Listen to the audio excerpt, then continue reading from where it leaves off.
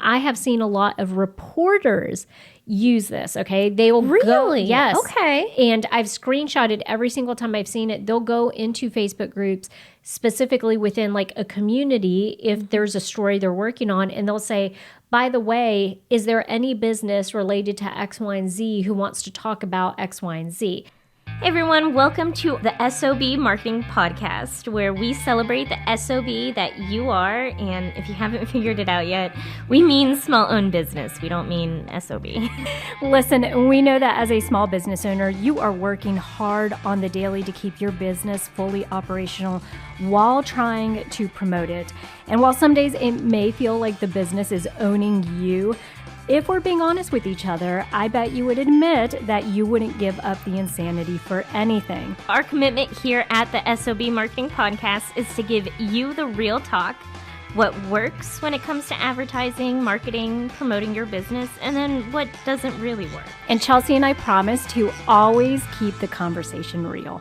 Chelsea, get in this car right now. We are going on a road trip. Is it convertible? You guys, I used to have a convertible, a LeBaron, white LeBaron, and Chelsea was, when I started driving, she was still a baby, but she always insisted on riding with me down to the beach so her curly hair in the back seat, the baby seat, could get all messy. I love that car. I know. I love that car too. That car lasted me so long too. Love you. R.I.P. Chrysler LeBaron convertible. Okay, so we're getting in the convertible. Where are we going? Because today we're going on a trip and we are talking about where small businesses can find local advertising opportunities. And so what I envision this conversation kind of going is Summer road trip. Yeah, summer road trip. Chelsea's going to tell us the pit stops we're making to find certain advertising opportunities. Yes. All right. So, climb in the back. Yeah, get in the back. Come on. Make sure your hair is, if you're worried about it, put a scarf. Yeah. Yeah, get a scarf. But let's go to Buc-ee's first, get all the snacks. Yes, absolutely. We're stopping at Buc-ee's, and then after Buc-ee's, we're going to stop real quick because I have my marketing hot take. Okay. That I need to discuss first.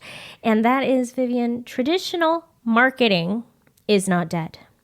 And if anything,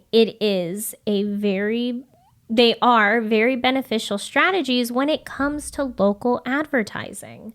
I mean, think about your print ads, think about postcards and billboards. Those are things that do a very good job at focusing in on your local community. Yeah. And giving you access to people that potentially are best suited to buy your product or service. And at the end of the day, that's all we care about as small business owners, right? Is we just want to be able to tap into people that ultimately, eventually are going to buy from us. Yeah. I do think also, Chelsea, because there is so much focus on digital stuff these days, this is probably one of the best ways you can set yourself apart. Okay? I know, right? That's how you stand out. Absolutely. And so I do think it gives this added allure of like, you're doing the one thing that most people aren't doing these days. You're doing something that's different. I can't remember if we had this conversation on an episode or if we had the conversation in the SOB community, but I think postcards and like mailers and stuff like that can be so beneficial. And we talked about how most people like getting mail. Yeah. A lot of people aren't sending out mailers anymore. It's a great way to stand out, and it's a great way to get very niche when it comes down to your target location. You can focus on one neighborhood. Chelsea, hand me that thing right there, the newspaper. Oh. All right. So I'm going to bring this up very quickly. I'm not going to, stay on this too long. So part of the reason later. Yeah, sorry. This is actually, it's political season everywhere, you guys. And so, we're voting for some of these local offices. This is someone who's running for governor. And what I thought was interesting about this, had not heard about this candidate, wasn't on my radar at all. He decided to actually come in and, as you can see, this is a newspaper. Like, it's 12 pages long. And on here, he's spent pages like talking about my 8 commitments, my roads and all fixed South Carolina disastrous roads, dangerous roads, and then my plan to slash income taxes, all this stuff. The reason I bring this up is because, for one, not very many politicians are actually thinking about doing, like a 12-page, their own newspaper. But what intrigued me was I had never heard about this person. I got this thing and I actually read the whole thing because I was like, oh, very rarely, unless you're watching someone's like video or you're watching their political ads or you maybe get a small postcard, very rarely do you have an opportunity for somebody to sit there and write out everything they want you to know about them. Well, I was going to say, most of the time with politicians, you have no idea really what they're about. So, yeah, so I thought, we're not endorsing anyone, saying. We're not. And what I thought, though, was interesting is,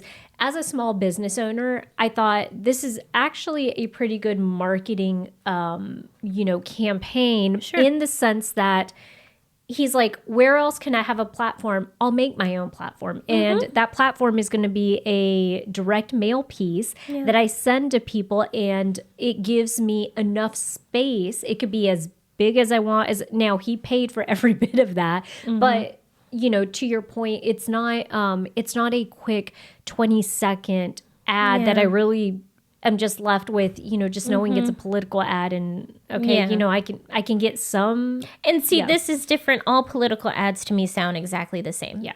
Yeah. This one was different. The other part of it too is when I read it, it actually sounded like something he wrote or the person wrote. So I thought, I was like, oh, interesting. Also, I would like to think they did maybe.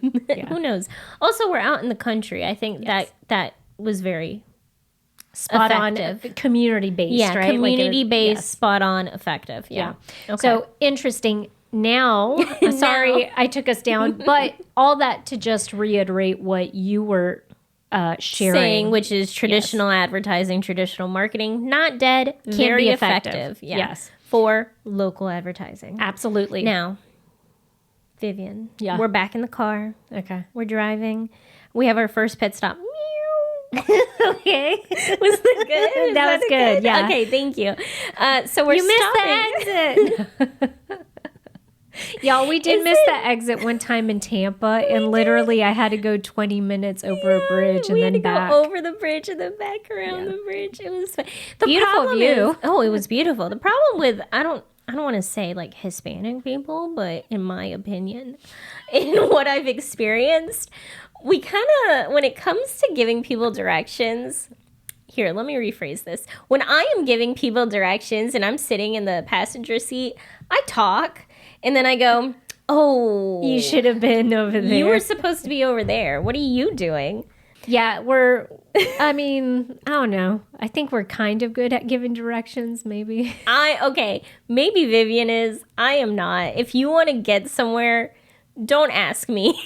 I would not ask Dad if I'm good at giving directions. When I was little, this is family history, you guys. Family lore. When I was little, Dad made me the co-pilot. I think maybe I was like 11 or 12, and we were going down to Six Flags. Yeah, Chelsea she hadn't graced us with her presence yet.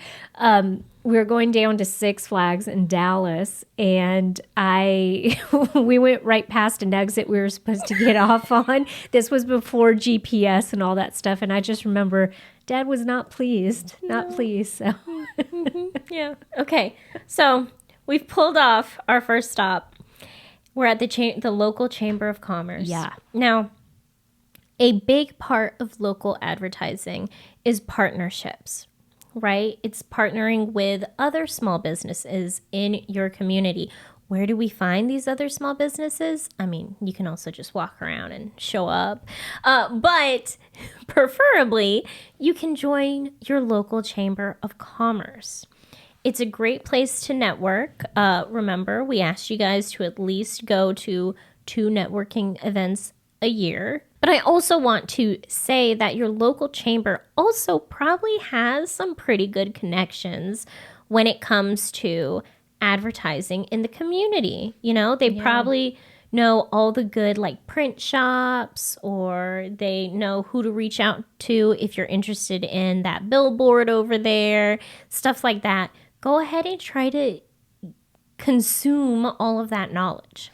Yeah, definitely a wonderful resource that, sometimes we talk about things being like vertically deep. They have I just mean like it's not surface level, right? Yes. They have a lot of like resources. And so joining as a member is going to give you a lot of access to people, to opportunities, to connections. And like you said, you can get real quick, ribbon cuttings. Yes. We've talked about ribbon cuttings multiple times on this podcast, and every time we do, we say your local chamber can help you with your ribbon cutting. Absolutely. So we love that. Definitely opens up doors to being able to access some of the traditional advertising opportunities that are out there for small businesses. The other thing that helps is they are all about small businesses. Yes. Okay. Your success is their success. And so they want to be out there rooting for you, and they want to help you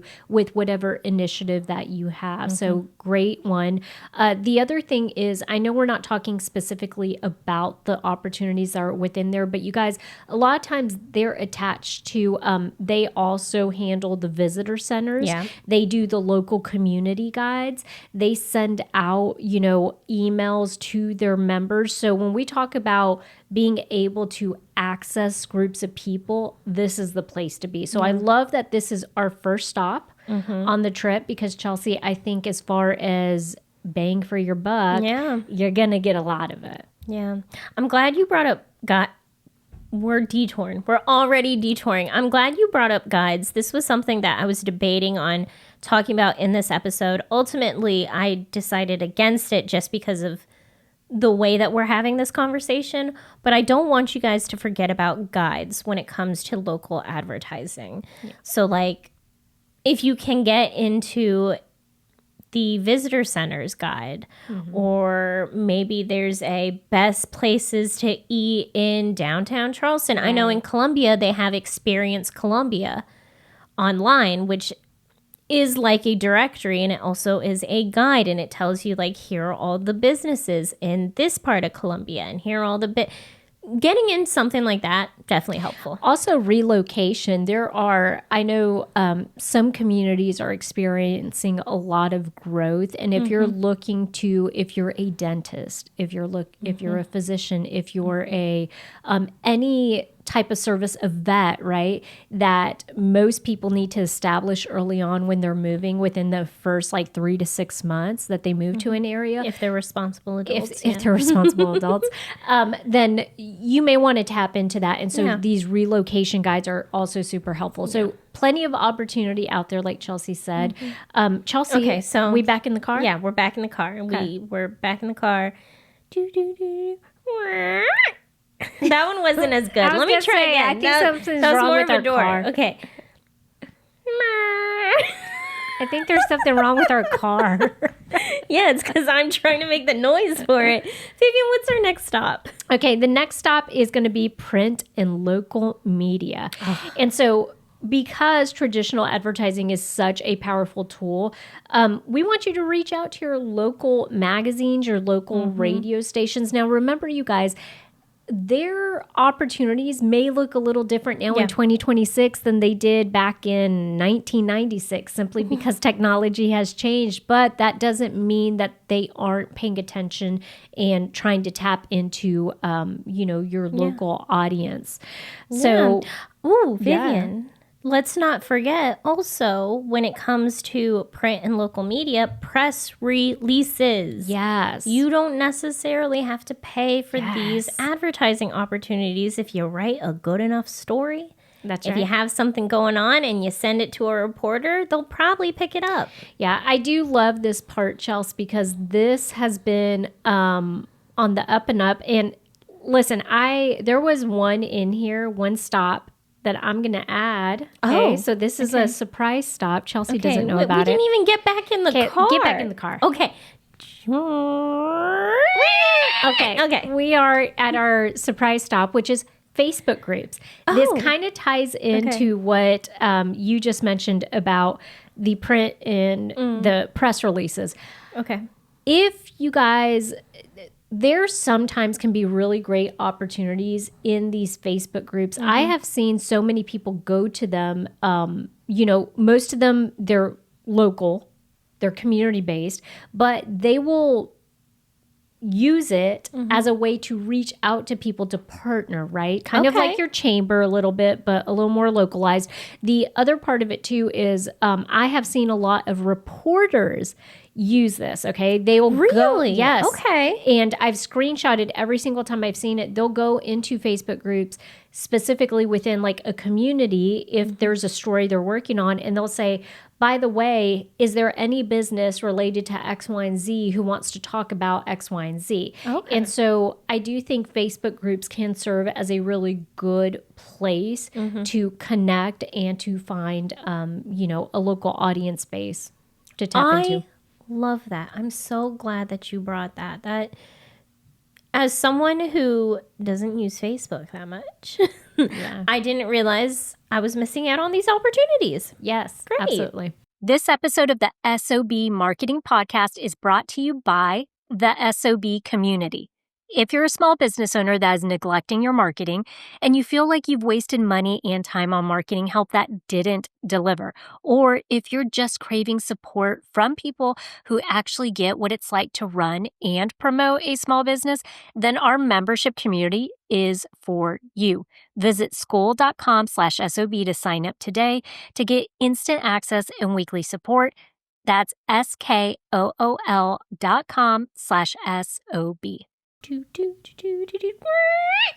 That's still not good, y'all. I'm not what's it called, like a sound effects person. Yeah, I'm not a sound effects person. Okay, here's our next stop. Our next stop is going to be social media and specifically micro influencers. Let's not forget about micro influencers and how beneficial they can be when it comes to local marketing and local advertising. Their whole thing is that they're niched down. Yeah, and if you guys just need, a reminder, if you're on the TikTok, TikTok has done a lot to promote these micro influencers in areas. So for example, anytime we are going to go someplace, if I want to know about restaurants, if I want to, if we're spending 20 minutes on a bridge in Tampa and trying to figure out what we're going to do when we finally get where we're supposed to be. Looking for a place to get alcohol because we're over it. You can go on TikTok and it's going to give you a lot of the localized like restaurants, shopping, all of that stuff, things to do in the area. Yeah. And so micro influencers, to Chelsea's point, can be a really great source for some of this local promotion because the algorithms are all kind of helping, right? Everyone's conspiring to help them. So where do you actually find micro influencers? Facebook groups. Great place to look. Social media, doing your due diligence and seeing who or what is trending in your local area. You could also use, Vivian, Instagram's creator marketplace. Yeah, did you guys know that Instagram had a creator marketplace? Don't lie to us. Tell us in the comments below. Did you know? I mean, I know you know if you're a part of the SOB community because we've talked about it multiple times, and we actually did like a whole here's how you set up your side as a business owner. Instagram's creator marketplace is exactly what it sounds like. It is specifically designed to help businesses search for influencers or search for an influencer that's going to meet all of their requirements for whatever they're trying to do, whatever their marketing campaign is. So it's a great way to filter out micro influencers that you might not be interested in, and it's a great way to find that perfect fit. So you can have a partnership. Yeah, this is very nice hub to be able to tap into. And also, if you guys are not going to use it, I mean, we encourage you just to go check it out. If you're interested in connecting with micro influencers, go in there, check it out, kind of see how they have the database set up. So that way you can look, even if you're not connecting with them in the hub itself, it might, I don't know, lead you to a couple people you had not considered before. Yeah. Don't skip out on micro influencers just because you feel like you can't find the right person. Absolutely. Okay. All right. We're back in the car. All right. Are you going to do the sound? You have a flat tire. I'm joking. Okay. So don't wish that on me. Well, Chelsea's notorious for flat tires, you guys. I'm pretty sure 2 of my tires are leaking air. We can't. Actually, not pretty sure. I know for a fact because I keep on having to put air in them. I think she purposefully finds every single nail on the road. All right. So tell us, if we want to do sponsorships, where are we stopping? Yes. So you want to do sponsorship, reach out to sports clubs, reach out to high schools. I literally went onto my old high school's website and found where I can go ahead and request to be a sponsor. Is this because you're about to come up on a 10-year anniversary or something? No, it was for the notes for this. Oh. I wanted to make sure that you can actually do that. And you can. You can just go onto their website.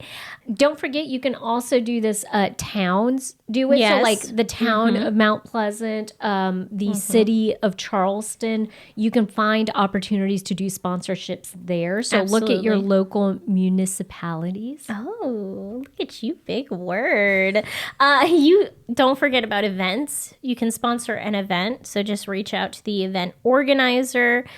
Again, usually you can go onto their website and find the information. One thing I want to mention in this pit stop, in this little stop right here, you don't always have to offer money when it comes to sponsorships. Yeah. You can get involved in events by offering your time as well.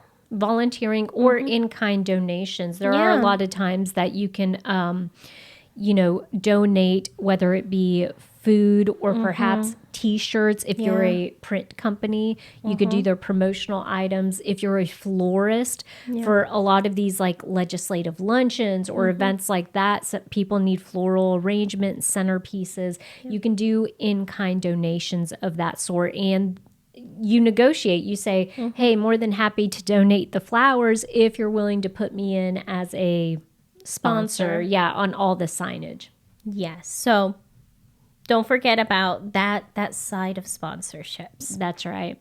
All right. And I think we have one last, it's not really a pit stop. We're done with the trip, Chels. Yeah, we're done with the trip, but I do I want to pull over and have this conversation with you guys, is what it is. Okay. Because our focus was local advertising. Now, we did specifically focus on where to find the opportunities, where to actually reach out to market yourself locally. I do want to point out a big part of local advertising is your SEO. Yeah. And I don't want to have a conversation about local advertising without bringing that up. That is not something that you go to someone. That is something that unless you're outsourcing it, of course, but that is something that you need to work on as a small business owner. So don't forget, you need to claim your Google business profile. You need to claim your Apple Maps profile because that's different. You need to, I would suggest claiming your business on Yelp because that's a big thing when it comes to local communities. Just be prepared that Yelp is going to call you every other week to try to sell you something, okay? Yeah, just so you know, that will happen. But it is good to be on Yelp. Or if you're a restaurant, Open Table, all of those things. It's good for your SEO.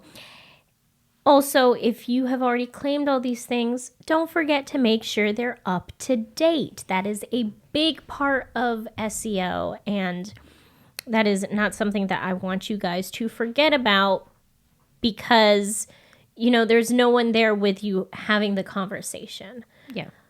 When it comes to local advertising, like you're reaching out to print, you're reaching out and you're having that two-way conversation. This is all stuff that you're going to have to handle on your own. Yeah. And I don't want you to forget about it. Well, I am glad you included local SEO. We do think that's a big big opportunity there and something people must do, local businesses must do. Yeah. I am going to tease something. I know we had talked about this in our SOB community, Chelsea. Google has officially come out. Okay, the words SEO, GEO, all that stuff. We have a whole podcast episode on this. Go listen to it if you haven't. But they basically they've told us how their recommendations for showing up on like the search generative experience. So we may do an episode on that in the future. Please go ahead and subscribe so that way you guys can get a notification. The reason we love anytime Google tells us exactly what to do is because once they've kind of put their stamp of approval on it, we're not guessing anymore. Yeah. And so we want to share the latest information for you. And so we think in the future we are going to be sharing that. And I bring it up because the SEO is now part of that GEO and all that because now they're using so much of the AI stuff. So, yeah. Which go listen to the Google AI conversation and go listen to all of our episodes. Oh, I do have one more thing, Vivian, before we move on. I also want to say, if you're thinking about local advertising and maybe doing print or maybe another example, billboards or stuff like that, go ahead and reach out to other local businesses. Yeah. The best partnerships I have had in marketing have been with local printers, local sign companies, people that once you've worked with them on several projects, they understand your priorities, they understand your workflow, and they can adhere to that and vice versa. It is nice to be able to depend on people to know that they're going to be consistent. And God forbid, if you guys are ever in a pickle, they can certainly help you out with stuff, especially if you have that established working relationships. So we want you, whenever you do have an opportunity to help support another SOB, another small owned business, do it. They're the people that you can rely on to just help with the coordination of all these projects, and it makes your life a little easier. Yes. Okay. All right. This was a nice road trip, y'all. Thanks for taking a summer drive with us. Yeah. Now get out of my LeBaron. Okay. Get out of here. All right, and but before you leave, don't forget to go ahead and subscribe. Leave us a review because that will help to get these conversations in front of other small business owners. And as you guys know, we just want to build a big army community. Oh, army's better. Yes. Yeah. Army of SOBs supporting other SOBs. So you know what? Go out there and be the best SOB you can be.